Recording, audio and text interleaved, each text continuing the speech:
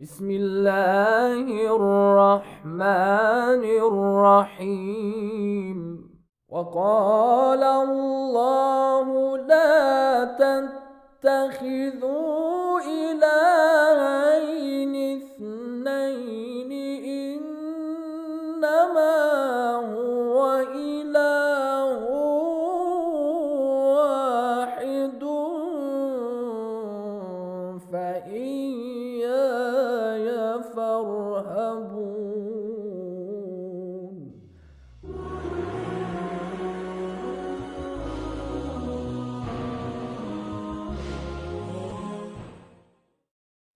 اعوذ باللہ من الشیطان الرجیم، بسم اللہ الرحمن الرحیم، الحمد للہ رب العالمین، والصلاة والسلام علی اشرف الانبیاء والمرسلین وآلہ الطیبین الطاہرین المعصومین۔ ہم اپنے معزز سامعین اور محترم ناظرین کی خدمت میں اللہ تعالیٰ اور اس پروردگار عالم کے وجود پر جو دلیلیں ہیں، جن دلیلوں کے ساتھ انسان یقین حاصل کرتا ہے اپنے پروردگار کے وجود کے بارے میں، ان کو بیان کر رہے تھے، اور اسی عقیدے میں کہ وہ دلائل اور وہ دلیلیں جن کے ذریعے ہم وجود پروردگار کو ثابت کرتے ہیں اور وجود خداوند متعال کے بارے میں ہم شناخت اور یقین حاصل کرتے ہیں، ان دلیلوں کو پیش کیا جا رہا ہے۔ ہم نے پہلی دلیل جو فطرت ہے، فطرت خود دلیل ہے کہ جس فطرت پر تمام انسانوں کو پیدا کیا گیا ہے، وہ فطرت خود ایک بہت بڑی دلیل ہے جس کے ذریعے انسان اللہ کے وجود کے بارے میں یقین رکھتا ہے، اللہ کے وجود کے بارے میں ایمان رکھتا ہے، اور شناخت ہوتی ہے انسان کو فطرت کے ذریعے اللہ کو پہچانتا ہے، اس کے وجود کے بارے میں انسان جو ہے وہ یقین رکھتا ہے کہ پروردگار عالم کا وجود ہے۔ دوسری دلیل برہان نظم اور دلیل نظم کے نام سے معروف ہے، اور برہان نظم کے بارے میں جو کچھ بیان تھا وہ آپ معزز سامعین کی خدمت میں اس دلیل کو روشن کرنے کے لیے، اس دلیل کو پیش کرنے کے لیے اپنے محترم سامعین و ناظرین کی خدمت میں بیان کیا گیا۔ اب ایک اور تیسری دلیل کی طرف ہم آئیں، وہ دلیل عقلی، تیسری یہ دلیل عقلی ہے، اور اس دلیل عقلی میں اس کے ذریعے ہم اللہ تعالیٰ کی شناخت حاصل کرتے ہیں انسان، اور اللہ تعالیٰ کے وجود کے بارے میں علم و یقین انسان کے لیے حاصل ہوتا ہے۔ لیکن اس سے پہلے کہ ہم اس تیسری دلیل کو، جو عقلی دلیل ہے، پیش کریں اور اس عقلی دلیل کے ذریعے اللہ تعالیٰ کے وجود کی شناخت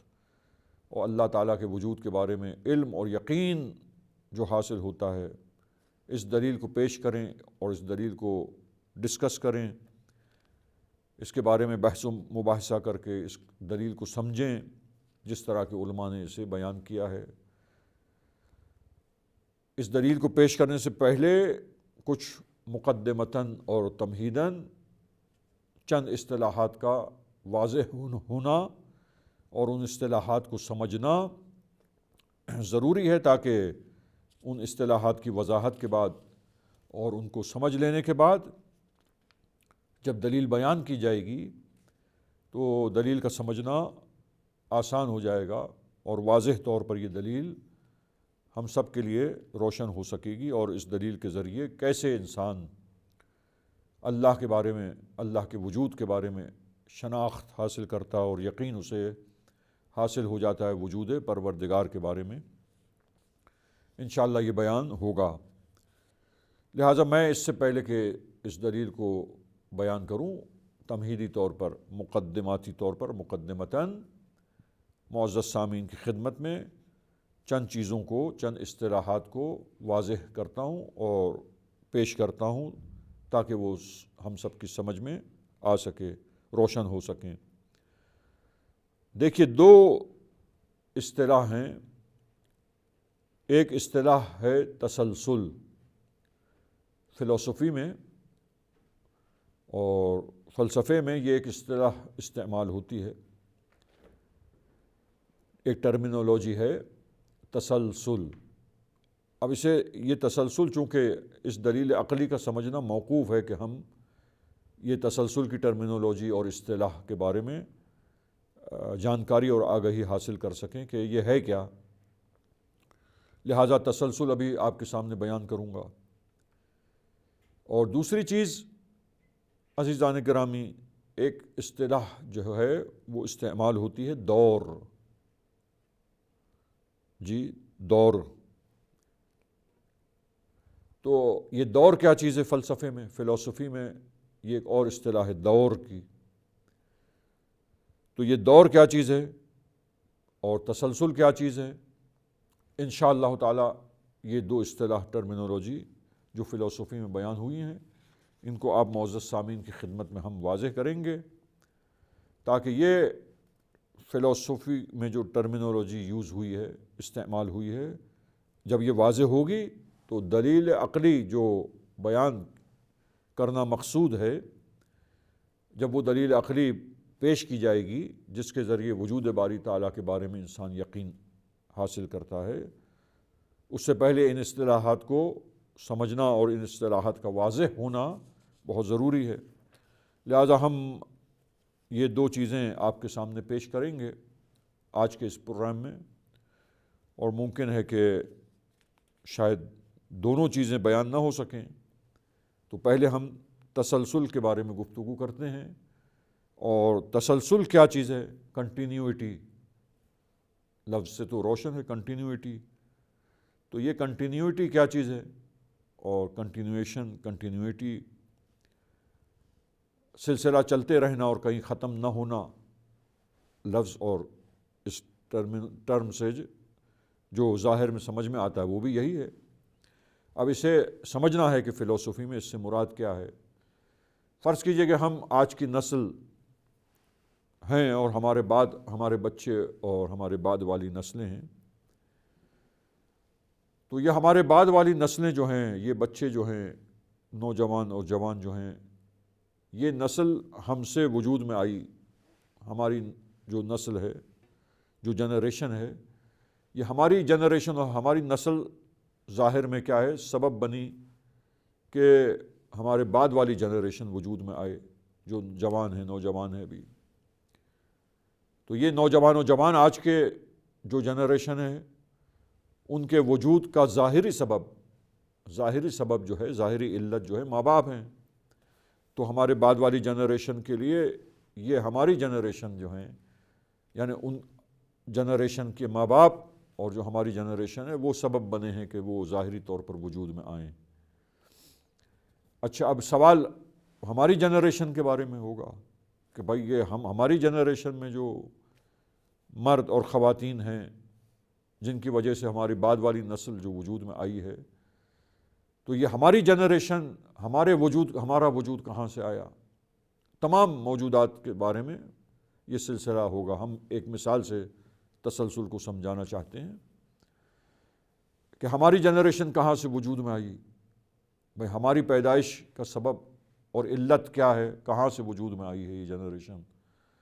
تو اس کا جواب دیں گے کیا؟ ہم سے پہلے والی نسل جو تھی، ہمارے ماں باپ اور ہماری جنریشن سے پہلے والی جنریشن میں جو مرد و خواتین تھے، وہ مرد و خواتین ہماری جنریشن کے وجود میں آنے کا سبب بنے۔ اب ہماری جنریشن کے ماں باپ اور مرد و خواتین جو تھے، وہ مرد و خواتین جو ماں باپ ہیں ہمارے، بھائی ان کے وجود کا سبب کیا ہے، وہ کیسے وجود میں آئے، ان کے وجود کا سبب اور علت، اس کے بارے میں سوال کریں تو پھر ہمارے دادا دادی اور نانا نانی پر بات جائے گی کہ وہ ہماری جنریشن، ہمارے ماں باپ کے بھی ماں باپ جو تھے، دادا دادی اور نانا نانی، ان سے پہلے والی جنریشن جو ہے وہ وجود میں آنے کا سبب بنی ہمارے ماں باپ کے. پھر دادا دادی اور نانا نانی کی جنریشن کے بارے میں سوال کریں کہ بھائی ان کا وجود کہاں سے آیا, تو وہ ان سے پہلے والی جنریشن کی وجہ سے وجود میں آئے, یعنی ہمارے پردادا پردادی پرنانا پرنانی کی وجہ سے ہمارے دادا دادی اور نانا نانی وجود میں آئے. پھر سوال پردادا پردادی پرنانا پرنانی پر لے جائیں, سوال کرتے چلے جائیں بھائی اس جنریشن کو وجود میں لانے والے کون ہیں اور وہ کہاں سے وجود میں آئی, اس کا سبب کیا ہے. لہٰذا ہر جنریشن سے پہلے والی جنریشن سبب بنی, اس سے پہلے والی جنریشن اس کا سبب بنی وجود میں آنے کا. تو یہ سلسلہ چلتے چلائیں, اس کو سلسلے کو سوال پوچھتے چلے جائیں اور ہر نسل سے پہلے والی نسل کے بارے میں یہ سوال اٹھائیں اور غور کریں کہ اس سے پہلے والی نسل ہے. لہٰذا یہ سلسلہ جو ہے وہ کہاں تک جائے گا, سب سے پہلے انسان تک پہنچے گا. تو بھائی اس پر تو اتفاق ہے کہ بھائی کوئی پہلا انسان تھا اور اس انسان سے نسل انسانی اور نسل بشر آگے بڑھی. تو وہ سب سے پہلا انسان جو ادیان الہی اور وہ دین جتنے بھی ہیں جو اللہ کی طرف سے آئے ہیں اور ادیان الہی سے پہچانے جاتے ہیں, چاہے مسیحیت ہو, یہودیت ہو, اسلام ہو, دیگر ادیان ہو, تو یہ تمام ادیان جو ادیان الہی کہلاتے ہیں کہ جن کے بارے میں یہ ہے کہ اللہ کی طرف سے یہ دین پیش کیا گیا انسانی معاشرے میں. لہٰذا وہ ادیان کی تعلیمات میں ہم دیکھیں جی تو وہ ادیان ہمیں بتاتے ہیں, اور ان ادیان میں جو نمائندگان آئے اللہ کی طرف سے انہوں نے جو کچھ حقائق بیان کیا اللہ کی طرف سے اور باخبر کیا اور اطلاع دی, ان روایات میں اور ان تاریخوں میں ہمیں یہ ملتا ہے کہ سب سے پہلے انسان حضرت آدم علیہ السلام تھے جو ابو البشر ہیں, تمام بشر کے, تمام انسانوں کے باپ. اسی طرح حضرت حوا ہیں جو ام البشر ہیں, انسانوں کی ماں, یعنی تمام نسل انسانی میں سب سے پہلے خاتون وہ ہیں جو ماں ہیں تمام انسانوں کی, ام البشر ہے, تمام بشر و انسان کی ماں. لہٰذا پہلا انسان کوئی ہے ادیان الہی کے مطابق وہ حضرت آدم اور حضرت حوا ہیں. بس یہ پہلے انسان ہیں. اب سب سے یہ پہلے انسان جو ہیں ان کا وجود کہاں سے آیا جی. اب اگر یہ کہا جائے کہ یہ سلسلہ وہاں تھما نہیں ہے, رکا نہیں ہے, وہ پہلے نہیں ہے, ان سے پہلے بھی تھے, حضرت آدم کے بھی کوئی باپ تھے اور ماں تھی, اسی طرح حضرت حوا کا کوئی باپ اور کوئی ماں تھی اور ان سے پہلے بھی تھے, وہ سلسلہ چل رہا تھا. جو پہلے انسان ہم کہتے ہیں فرض کرتے ہیں وہ پہلا ہے ہی نہیں کوئی, وہ سلسلہ اس طرف شروع میں چلتا ہی چلا جا رہا ہے اور ایک کنٹینیوٹی ہے جو کہیں ختم نہیں ہوتی, جس کا کوئی اینڈ نہیں ہے. تو اسے کہتے ہیں کیا یہ سلسلہ چل رہا ہے جو کہیں اس کی اینڈنگ نہیں ہے, کہیں اس کا سرا نہیں ہے, کوئی پہلا نقطہ نہیں ہے, نقطہ آغاز کے جہاں سے نسل بشر کا سلسلہ شروع ہوا. تو یہ اس طرف ہم جائیں شروع کی طرف, تو اگر کہیں پہ سٹارٹنگ پوائنٹ نہ ہو اور کہیں پہ یہ سلسلہ ختم نہ ہوتا ہو کہ جو سٹارٹنگ پوائنٹ اور نقطہ آغاز ہو بشریت کی نسل کے لیے, اور یہ سلسلہ یوں ہی پہلے چلتا چلا جائے, تو عزیزان گرامی اسے کہیں گے یہ تسلسل ہے, کنٹینیوٹی ہے. یعنی کہیں پہ یہ سلسلے کا سٹارٹنگ پوائنٹ نہیں ہے, اور یہی سوال یہاں اینڈنگ پوائنٹ کی طرف بھی ہو سکتا ہے. یہ سلسلہ چلے گا اور چلتا چلا جائے اور کہیں اینڈنگ پوائنٹ نہ ہو, تو یہ تسلسل کہلائے گا. کہ یہ تسلسل فلسفے میں اسے کہتے ہیں تسلسل, کہ جہاں پہ کوئی نقطہ آغاز اس طرف سے نہ ہو اور نقطہ انجام اور نقطہ اختتام کہیں نہ ہو. تو یہ کیا ہے, تسلسل ہے, تسلسل کے ساتھ چلا جا رہا ہے ایک سلسلہ. تو یہ تسلسل کی اصطلاح ہے. یہ آج ہم نے آپ کو آج کے اس پروگرام میں تسلسل کہتے کسے ہیں فلسفی میں